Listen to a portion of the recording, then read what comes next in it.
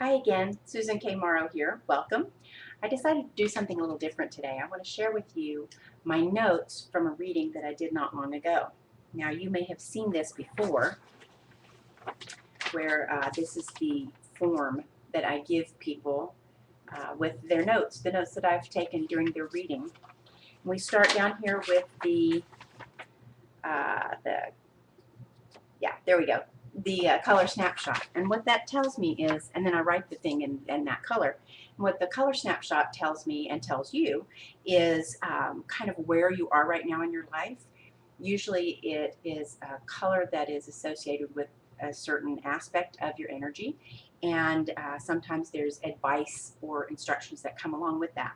In this client's case, she had orange, and it said to, and so I write down what I know that orange is. I do a lot of work with color, but then I also kind of am getting information from her angels and guides as well.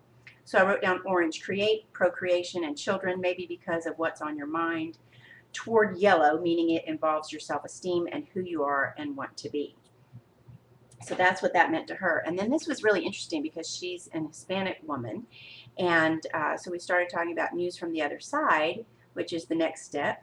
And I put abuelita, which is Spanish for grandmother. And I remember telling her that this was the one with the beans. There was something about the beans, that her grandmother kept showing me beans and saying the word beans. And I was going, what's it with your grandmother and the beans? And she knew because one of her grandmothers was famous in the family for the way she cooked her beans. And so she was like Grandma Beans, you know. So she knew which grandmother it was. They've both passed away, but she knew because I said, abuelita is showing me the beans. Anyway, my Spanish is not great, but she starts dictating to me in Spanish. And she says, she gave her some information, and then she starts going in Spanish. And I wrote it all down to send it to her. And if you speak Spanish, you can see if this is crap or not. Y tía se dice eres amada por todas las veces. Y no le haces si los problemas eran difíciles, porque tú tienes los fuegos y peligrosos. And so I wrote that down and read it to the client, and she's like, can you send me that? Because I'm not sure, because her Spanish isn't that strong.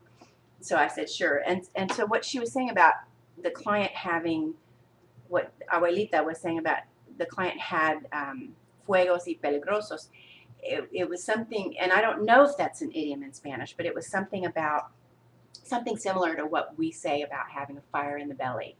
And so I thought that was really, really interesting.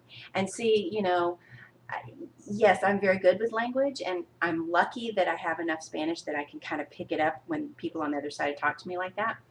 But I've had them talk to me in German and in Dutch and in Korean, and I'm like, can we use sign language? Because I'm not getting this.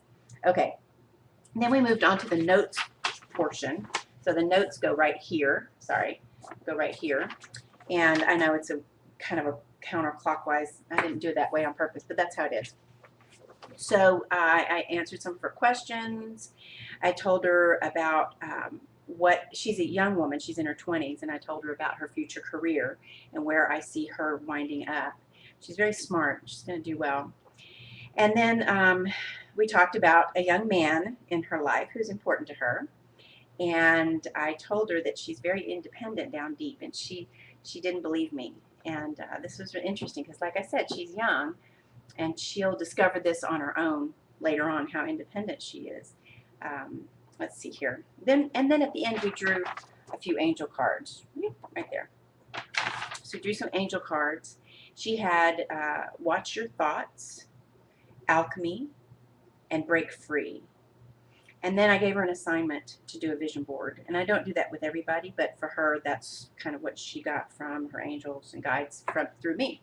And so with the angel cards, I always draw 3. Now, if you get a VIP reading, you get 5 cards or more. And if you get a reading in writing, you only get 1. That's the reading on a budget. But in her case, she had the 3 cards, and I didn't just draw the cards. I explained what that meant to her. And so that was to, you know, to expand on the cards themselves, just like I do when I draw a card for you. And that's what I'm going to do right now. So I just thought that was an interesting reading to share. They're all interesting to me. Okay, let's see if we can get a decent card for you today. What's heavy on your mind? Think about it right now. What do you need an answer for? What burning question needs your help? Oops, sorry, that's my phone. Okay, so think about it, and I'm serious. This will work. You'll get the answer you need. What card is going to help you the most? What do you need help with? What's the situation that is on your mind? Good or bad? Doesn't matter. All right, let's see what we got. Music for manifesting. Think of your desire while you chant, hum, sing, or play music. This is, again, Doreen Virtue's Magical Mermaids and Dolphins. You know how fond I am of Doreen's cards, and particularly this deck. So as I tap that card, and I'm thinking of you, what does it mean? What does it mean? Well, you know, to me, I sing, and singing to me is just a very spiritual thing, whether you are singing at the top of your lungs along with Three Dog Night, like I was this morning, or you are singing opera, or singing in the church choir, or just kind of humming and tapping the steering wheel while you're listening to Radar Love by Golden Earring, one of my favorite songs, especially when I'm driving. But I do sing that one. This is the kind of thing that you need to do. Singing is very spiritual. It connects you. It connects you to spirit, to God, universe, and higher self. It connects you to other people. It connects you to the earth. It raises your vibration. So if you're looking for answers, that's how you're going to find them. Until next time, be good.